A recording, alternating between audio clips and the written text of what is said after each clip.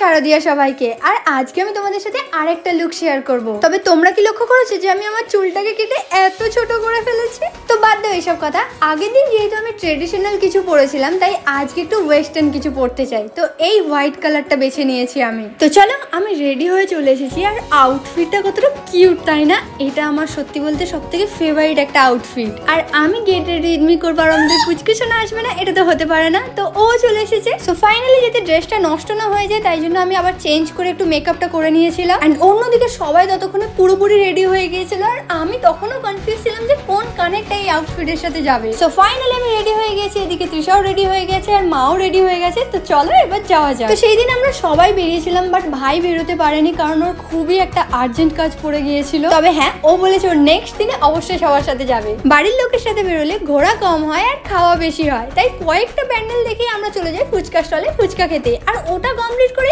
আবার চলে যাই আইসক্রিম খেতে। আর এরপর শুরু হয় পুজোর আসল ভিড়। এত ভিড় যে এই প্যান্ডেলটা দেখে বেরোতে বেরোতে আমার চুলের দশাটা ঠিক এইরকম হয়ে গিয়েছিল। এরপরে আমরা আরো অনেকগুলো প্যান্ডেল দেখি, আর রাত্রি প্রায় 11:30টার সময় ভাবলাম যে এবার বাড়ি যাব, কারণ মা এর থেকে বেশি আর হাঁটতে পারতো না। তো আজকে আমরা প্রায় অনেক সুন্দর সুন্দর প্যান্ডেল দেখেছিলাম। তবে আজকে আমার দেখা দুটো বেস্ট প্যান্ডেল তোমাদের দেখাচ্ছি। একটা হলো নলিন সরকার স্ট্রিটের প্যান্ডেল, যার থিম ছিল রূপান্তর। আর দ্বিতীয় হলো দর্জিপাড়া সার্বজনীন দুর্গোৎসব কমিটির, যার থিম ছিল রহস্য রোমাঞ্চ। সো আগের বারের মতো আজকেও তোমরা আমাকে কমেন্টে জানিয়ে যে নেক্সট আমি কোন প্যান্ডেল দেখতে যাব। তো চলো আজকের মতো টাটা, দেখা হচ্ছে নেক্সট মিনি ব্লগে।